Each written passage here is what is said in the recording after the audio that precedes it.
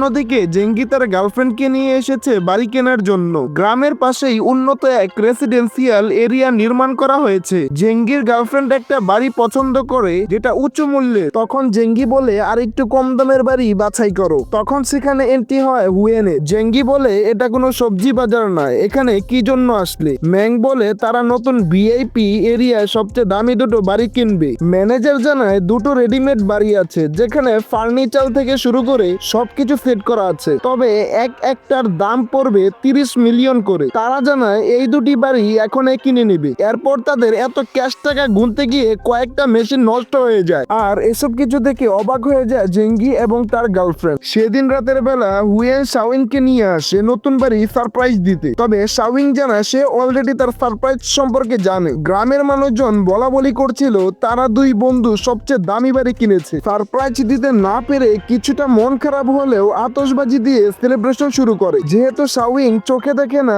তাই একজন voice artist রেখেছিল সবকিছু বুঝিয়ে বলার জন্য। অসংখ্য মিউজিশিয়ান আর গ্রামের সবাইকে আমন্ত্রণ করা হয় বাড়ির উদ্বোধন অনুষ্ঠানে। দেখা যায় এক সুন্দরী মডেলকে মেং গার্লফ্রেন্ড বানিয়ে ফেলেছে। এরপর হুয়েন শাওইনকে 9টি মূল্যবান উপহার দিয়ে বিয়ের প্রস্তাব করে, তবে শাওইন না করে দিয়ে বেরিয়ে যায়। হুয়েন তার পিছু করে এসে কারণ জিজ্ঞেস করলে সে বলে তুমি অনেক বেশি ধনী হয়ে গিয়েছো, আমাকে বিয়ে করলে সবাই তোমাকে নিয়ে হাসি ঠাট্টা করবে। মানুষ বলবে এত ধনী ব্যক্তি কিভাবে একটা অন্ধ মেয়েকে বিয়ে করলো। তখন হুয়েন তাকে সবকিছু খুলে বলে যে কিভাবে সে এলিয়েনদের পেন্সিল ব্যবহার করে ধনী হয়েছে। এই বলে পেন্সিলটা তার হাতে দেয় এবং বলে এই পেন্সিল দিয়ে যা আঁকা হবে তাই বাস্তবে পরিণত হবে। এই শুনে শাওইন বলে আমার জন্য দুটো চোখ এঁকে দিয়ে আমার দৃষ্টিশক্তি ফিরিয়ে দাও, তাহলে তোমার গল্প বিশ্বাস করব। পরদিন হুয়েন মেঙের নিয়ে আসা হলিউডের নায়িকা মারিয়ার সুন্দর চোখের ছবি দেখে ঠিক একই রকম দুটো চোখ আঁকে। তারপর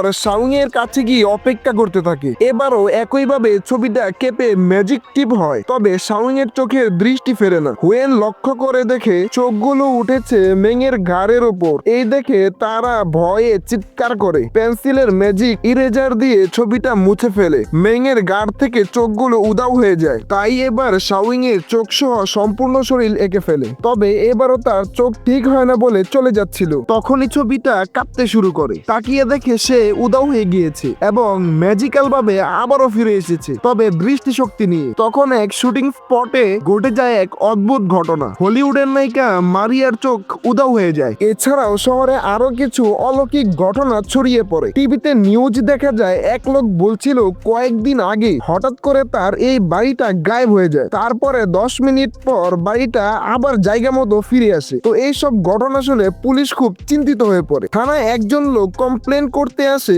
গত পরশু তার স্ত্রীকে নিয়ে ঘুরতে বেরিয়েছিল, চলন্ত অবস্থায় গাড়িটা গায়েব হয়ে যায়, তারা রাস্তায় পড়ে যায়। তখন সে লোক পুলিশকে বলে অত স্পিডে অনেকক্ষণ ধরে গর্ষা খেয়েছিলাম, বিশ্বাস না হলে এই দেখুন গাড়িটা ছিল আমার বসের। এই ঘটনা বসকে বললে সে আমাকে পাগল ভেবে অনেক মারবে। তখন আরো কয়েকজন অফিসার এসে জানায় ব্যাংক থেকে অনেক টাকা উধাও হয়ে গিয়েছে। সিসিটিভি ফুটেজ দেখে সত্যি অনেকগুলো টাকা জাদুকরি ভাবে অদৃশ্য হয়ে যায়। তখন আরেকজন অফিসার এসে বলে কয়েকজন টুরিস্ট এয়ার বেলুনে করে ঘুরছিল, মাঝ আকাশে বেলুনটা গায়েব হয়ে গেলে টুরিস্টরা নদীর মধ্যে পড়ে যায়। তখন আমরা দেখি হুয়েনরা হট এয়ার বেলুনে আকাশে উড়ে বেড়াচ্ছে এবং ম্যাজিক পেন্সিলের সাহায্যে সমস্ত ইচ্ছা পূরণ করছে। তারা এত শপিং করার জন্য একটা পুরো ট্রেন ভাড়া করতে হয়। এরপর শাওইন তাকে ধন্যবাদ জানায়, তার জন্য সে আবার নতুন করে পৃথিবী দেখতে পারছে। হুয়েন বলে ধন্যবাদ আমাকে নয়, এলিয়েনদেরকে দাও। এই শুনে ম্যাং বলে আমার গার্লফ্রেন্ড ম্যাজিক পেন্সিল সম্পর্কে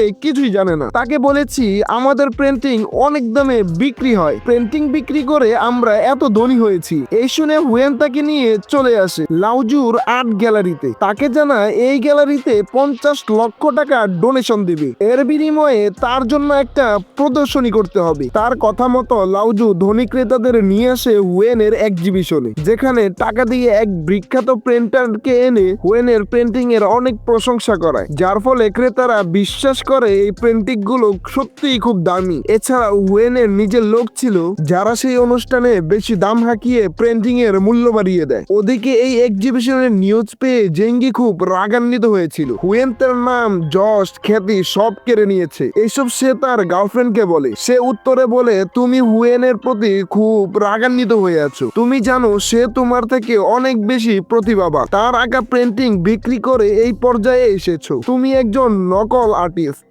এই শুনে রেগে গিয়ে তাকে মারধর করে। এরপর জানতে পারে ব্যাংকের টাকা উধাও হয়ে যাওয়ার ঘটনা। এতে সন্দেহ করে পুলিশ বলে টাকাগুলো হয়তো হুয়েন এবং তার বন্ধু চুরি করেছে, কারণ হতদরিদ্র ছেলেগুলো রাতারাতি ধনী হয়ে গেল। তার কথায় যুক্তি পেয়ে পুলিশ অফিসার সিভিল ড্রেসে এক্সিবিশনে চলে আসে। তখন আরেকজন অফিসার ফোনে জানায় হুয়েন যেই টাকা দিয়ে বাড়ি কিনেছে সেই টাকার সিরিয়াল নাম্বার গুলো হুবহু মিল রয়েছে ব্যাংকের চুরি যাওয়া টাকার সাথে, অর্থাৎ ব্যাংক লুটের পিছনে হুয়েন জড়িত। এই শুনে তখনই এক্সিবিশন বন্ধ করে হুয়েন আর ম্যাংকে জিজ্ঞাসাবাদ শুরু করে। ব্যাংকের চুরি যাওয়া টাকার সাথে তাদের বাড়ি কেনার টাকাগুলো সিরিয়াল নম্বর একদম মিল যায় এবং তাদের বাড়ির মতো দেখতে দুটো বাড়ি খুঁজে পাওয়া যাচ্ছিল না। এইসব শুনে হুয়েন বলে আমরা ম্যাজিক জানি, ম্যাজিকের মাধ্যমে টাকা আর গাড়িগুলো এনেছি। এই শুনে অফিসার বলে ম্যাজিক দিয়ে লাল রঙের ফেরারি ব্র্যান্ডের কার নিয়ে আসো। তারা অফিসারদের আড়ালে যেতে বলে। এরপর জলদি করে একটি গাড়ি এঁকে ফেলে।